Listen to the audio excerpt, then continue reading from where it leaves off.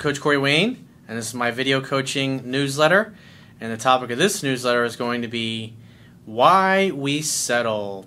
Well, I've got one email I'm going to go through with you today, and what we're going to talk about is just settling in every area of your life, whether it's taking care of your body, your relationships, your friendships, your career, your business partners, overall quality of life. In other words, settling for a life that is less than what you are capable of living. Because when you look around, we're literally surrounded by a sea of people who are just trying to get through Monday through Friday so they can get to the weekend. And the thing you got to realize, and it's a challenge for every one of us, especially if you got friends or family that you love and you care about, but they're just not in the same place that you potentially are, where you're positive, you're optimistic, you want better for yourself. There's the old saying, misery loves company, and there is a reason for that. Is that when other people see that you're striving to go for things that you really want to go for and that are exciting and compelling to you, you're like a big mirror to them, a reflection to them of how unsuccessful, unhappy, how mediocre their lives are being, and that makes them feel really uncomfortable. And what people typically, naturally, instinctively do in order to get out of that uncomfort that you're making them feel by going for the things that you really want is trying to knock you down a few notches or drag you back down to their level. Because if they're successful at doing that, then they don't feel so bad about themselves or the choices that they're making in their own lives. And it's really tough, especially when you're striving for something that's going to take a long time to achieve, and you're surrounded by people that are going, oh, that's a dumb idea. Oh, that ain't ever going to work out. You've been at this for years, man. You should give up on that. You should just be realistic. What do you think you are? You think you're better than most people? And it's really tough, especially when you got friends or family or people that are close to you that are saying these kinds of things for you. At the end of the day, nobody's going to know why or understand why it is that you do what you do, why it is that you choose to move towards the things that are exciting and compelling to you in life. And so the quote says, "Life is too short to settle for a life that is less than what you are capable of living. We are all surrounded by people who are too weak to pursue their dreams and goals. People who try to get everyone around them to settle for the same level of mediocrity so they don't feel uncomfortable. The most successful people in life are successful because they have high standards for themselves, are unwilling to settle, and spend their time plotting, planning, and taking action to make their lives the way they want them to be. If they don't know something or lack something, they seek it out and model those who do. You either are choosing to take the action required to make your dreams a reality, or you are creating the circumstances to one day come to the realization that you have spent your whole life playing it safe, not reaching your full potential, and living someone else's life instead of a life of your own design." So let's jump into this guy's email. He says, "Hey Corey," and this guy, I've done a phone session with him. He's a really interesting guy from Europe, very successful. He's actually a therapist, and he's very good at his job. And you know what? He's even better now because of all the things that he's learning from me that can help him in his practice. He says, "Hey Corey, I'm looking forward to our session next week. I have a question in between. Even if you don't have time to answer, it's a little bit easier to formulate it here." And the reason I chose to answer his question because he brings up some good points that everybody has to. Every single person that's watching this video deals with these same questions. We all have moments of weakness where we start to question ourselves, we start to question our resolve, and that's why I place such a high emphasis on having high standards for yourself and doing something that you really love for a living. Something that on a scale of 1 to 10 is a 10. Something that's a 6 or a 7, an 8.5, even a 9 is not the kind of thing that you're really going to make the effort to really become all that you can. And like half my clients when I'm working with them are people trying to figure out their purpose or trying to figure out what their mission and their calling in life is, or they're working at a job that's just not really pushing their button, so to speak. One of the clients that I worked with earlier today, he had a job that was really exciting to him in the beginning and he really enjoyed it for several years, But after the market changed, he was no longer doing some of the things that he really loved doing. And so I actually, when I was working with him, I went through 3 different things of his that he really loved and he really had a passion for, and even some of the things that he used to really love about his current job, to figure out what his real driving force needs are. And once we got to the root issue of what his driving force needs are, it was a really glaringly obvious why his job is no longer as exciting and emotionally compelling as it once was, because his job changed. Some of the things that he was doing originally when he first came into his career are just things that are, because of the changes in the market, he's no longer doing. And that was a real essential hot button of his. It was one of the things that really fulfilled him, and now it was a major facet of what he really loved about his job has been removed. And so now that he knows what is really driving him and what his hot buttons are, so to speak, it's much easier to look at moving to other positions or making a lateral move so he can get back to that place where he feels compelled. Because we all have things that we really love. Like for me, I'm an entrepreneur. I always have been. I don't like working for other people. I don't like people telling me what to do. I like making my own schedule. I like coming and going as I please. I like being responsible for my own success or failure in my life. I like being able to have total control over my business, over my website, over the things that I do, the content of my videos, or the things that I write in my book. I love that. I love having that freedom. And when I've worked in jobs where I didn't have that kind of freedom, I could tolerate it for a period of time, but eventually got to the point where I knew it was time to move on. But it's like for me, like when I was in the real estate business, I had 2 business partners who were great guys. But there were a lot of things that we were just even though we worked together and we were business together almost 10 years, where our goals and our values just simply weren't aligned. And I put up with it, and we all put up with each other for a decade, basically, of our lives. And it just finally got to the point where we had all grown, we had kind of outgrown our business relationship. And it was really just time for us to move on and part ways. And it's tough when you earn a really good level of income being in business with people to leave the safety of that and the security of that and to go and do something else or to make a major change in your life. But that's one thing I've always done since the time I was a teenager. When something I no longer had the internal enthusiasm for it that I once did, whether it was a relationship or a friendship or a business venture or a career or a job or a city I happened to be living in, I knew it was time to move on and do something else. And it's like what Steve Jobs said. He says you can't connect the dots looking forward in your life. It's only when you've lived and you're able to look back that you see how everything just kind of perfectly lined up. Jobs came along, friends came along, business associates came along, customers came along, lovers came along, just opportunities. It's like they all seem to, when you look back, you can see how everything magically lined up perfectly, right on time, exactly when it was supposed to happen. But it's tough when, especially like when you're in the middle of pursuing something and you're going through a really difficult time and you're having a lot of challenges and you know what you want to create, but it just isn't there. Whether maybe you're trying to lose 50 pounds or 100 pounds, whatever it happens to be, or you're trying to get your business to the point where you can, your part-time business, to get to the point where you can leave your full-time job working for somebody else, or if you're working a job you don't really like and you're going to night school in order to get a degree so you can go do what you really want. You're going to have those times where you're going to question yourself. You're going to say, am I really making the right decision? Am I really doing what I want to do? And that's why it's so important. If it's not a 10 on a scale of 1 to 10 as far as being emotionally compelling to you, you must keep looking. And for those of you that are struggling with that, I highly recommend you book a phone session or a Skype session with me so I can help you get past your fears, your limiting beliefs, and all the bullshit, all the stories that you've created, and you tell yourself of why you can't really go and do what it is that you want to do. So he says, I met this woman who friend-zoned me and then changed her mind and we started dating again. Now what happened was this guy, she friend-zoned him and he knew enough to walk away and said thanks but no thanks. He just went no contact. 'Cause in other words, she unilaterally wanted to change the terms of their relationship and he said no thanks. And a few days later, she started calling him. They started getting together, hanging out, having fun, and hooking up again. He says, now I stick to the textbook and she reaches out more often. We see each other more. And I think attraction is growing on both sides.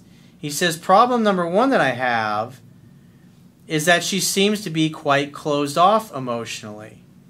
When we meet, she hesitates very often to make physical contact. Well, what does that tell me? That tells me that she's inhibited. In other words, she wants to touch, but she's not doing it. And she's consciously choosing not to touch. What does that tell me? That tells me she's holding back. I've dated women like this in the past. And they either get help, maybe she needs therapy, she needs to see a psychologist, or maybe she's just fucked up. And at the end of the day, it's not your job to fix her. It's good that you're noticing these things, because if she's holding back from physical affection, it's going to show up in other areas of her life and your relationship. And as you become more experienced and you have more success, and you date women that are touchy-feely and they have their hands all over you all the time, and then you date somebody that's like this, it's weird, it's awkward, you don't like it. It creates drama, it creates problems, because if she's holding back her physical touch, that means she's usually holding back in communicating, and that creates problems. And like I said, you become more experienced at it, more successful, you just don't want to put up with crap like that. I was willing to put up with shit like this when I was younger, but I don't, no way. I absolutely will not tolerate that at this point in my life. I don't want to fix the girl. If she's not already at the same place that I am, I'm moving on. He says, when we meet, she hesitates. He says, but if we have some wine, she gets much more open. Isn't that interesting? So it takes alcohol for her to lose her inhibitions. That's not a good thing. He goes on, she says that she sleeps bad and plans to go to therapy. Could it be that she's emotionally raw or messed up because her last relationship just ended and she had a miscarriage in that? It's totally possible. But again, it's not your job to fix her. I know this particular client of mine, he's a therapist. This is what he does for a living. But it's really not your job to fix her. You want somebody that's already at the same place that you are. Because right now, instead of just hanging out, having fun, and hooking up, you're encountering what I like to call friction. You're experiencing friction in your relationship. Why? Well, she drinks too much. Obviously, you're not liking that. She's holding back affection. If she's holding back affection, she probably has a problem communicating as well. And being a therapist, and you're like, hey, I know all these things, I can fix her. You're naturally, I run the same thing. I'm a life coach. I have a girl that I know is fucking beautiful. I met this girl about a year ago, and I've been in Orlando for about a year now, and she still to this day has the best body of any woman I have met since I've been in Orlando. She's cute as fuck. She's sweet. She has a boyfriend. She's sweet. She's charming. She used to be a gymnast. Her body is fucking banging, and she's just awesome. But she works at the gym that I go to, and I asked her, I was like, what are you majoring in? Because she's in college still. And she says, business for now. This girl's going to school. She's incurring thousands of dollars in student loan debt. And she's majoring in something that she really doesn't want to major in. To me, personally, that's a turnoff. But I still like her. She's still beautiful. She's still charming. I enjoy chatting with her when I see her. Sometimes I run into her when she's working out at the gym. Sometimes I see her because she works at the gym. But at the end of the day, me personally, I want somebody, the women I'm used to dating, they have higher standards than that. They're not, the women I date these days are not going to say, I'm majoring in business for now. I don't know. They know what they want, and they're going for it without hesitation, without holding back. In other words, they have high standards for themselves. I don't respect that in her. I mean, I respect her as a person, but for me, romantically, if she happened to be single, I still wouldn't date her because of the fact that she's got low standards for herself. It's not my job to fix her. I don't want to give her a phone coaching session or coach her to make some major career changes. I want somebody that's already at that place because I know what it's like to date women like that. It becomes frustrating. I had one of the women I wrote about in my book. I loved her. A great girl. But she's always talking about what she's going to do and never getting around to doing it. And somebody like me, who when I say I'm going to do something, I just go and do it. Dating somebody after a couple of years, as much as you love them, as great as sex is, as much fun as you have with them, that shit grates on your nerve. It creates friction. It's a source of irritation. And in other words, our goals and our values weren't aligned, and that shit really bothered me. And eventually, I got tired of it. I didn't want to put up with it. There were other things that bothered me about her. But that's the thing. You got to have the strength to say, you know what, as much as I love you, as much as awesome as you are, I want to date other people. It's time for me to move on. You got to be honest. If your goals and your values aren't aligned, people don't necessarily change who they are. They become a better version of themselves. But if it's something that somebody's an adult when they're 30 years old and they're constantly talking about what they're going to do at 30 years old and they're still not... I mean, the way I am now is the same way I was when I was 18. When I said I was going to do something, I'd go and do it. If I was working a job that I got bored of or that wasn't exciting, I'd change that job. I was never one of those people that would sit around and whine about it and talk about it but never do anything about it. It's like Maya Angelou said. She said, when people tell you who they are, believe them. It's really powerful. So he says, problem number 2 is, I made a list of how my perfect girlfriend should be. She definitely leaves out some of the check boxes. Well, that's important. It's good that you made an ideal list because, bottom line, she doesn't match what it is that you're looking for. It's like, this is the same kind of thinking that caused me to settle for my first wife. I loved her. She was a great girl, but there were so many things. Our goals are, she was terrible with money. It's like she didn't have the same goals, the same drive, the same motivation that I did. I mean, there's just a lot of things. She was a great girl. She just wasn't a great girl for me. She was great for somebody else. But because I was young and I was weak and I was inexperienced, and I didn't have any good examples in my own family, and most of my friends were settling and getting married at the time, I talked myself into it, even though internally I was going, dude, you just need to break up with her and move on with your life. But I was scared and fearful. I'd never meet anybody that loved me because this girl loved me. She was the best girlfriend I ever had up until that point in my life. And it's really tough when you got something that's really great to walk away from that when you've had so much failure prior to that. Because at the time, I was 25 years old, and I had known a lot of failure in dating and relationships. And I thought, God, it's like, here I am, 25, finally have a great girlfriend. I'm going to break up with her? It's like, that scared the shit out of me. And that's why I went ahead and married her. But at the end of the day, I was still settling. I felt those feelings inside. That little voice inside me was saying, Corey, don't do it, dude. Don't marry her. And I talked myself into it. Even one of my best friends, we were talking about this a couple of years ago. He was like, I knew it wasn't going to work out. He's like, but you don't want to tell your buddy that, hey, you're dating the wrong chick, because I wouldn't have listened to him anyways at the time. And I'm like, nah. But that's one of my few friends that he's got a great marriage. He's got a great woman. He came from a good family. And so did his wife. And, they've got 3 beautiful children together, and they're very happy. They almost never argue. They've had like 7 arguments in the last 20 years they've been together. He continues on, the biggest problem is that she drinks a little bit too much in the evening, and we are non-exclusive, but I really like her, and I think we get more and more into each other. Should I just go with the current? I'm dating some other women, but I barely have the time because of work duties. Well, if I were you, I would definitely keep your options open when it comes to this woman. But the reality is, she drinks too much, she's holding back, and you can do better. But it's like this particular client is just coming out of a long-term marriage that's ended for him. And so you can't help but want to think, hey, this is pretty good. This is better than what I just got out of. But you got to look at the fact that she doesn't match up with what you're really wanting.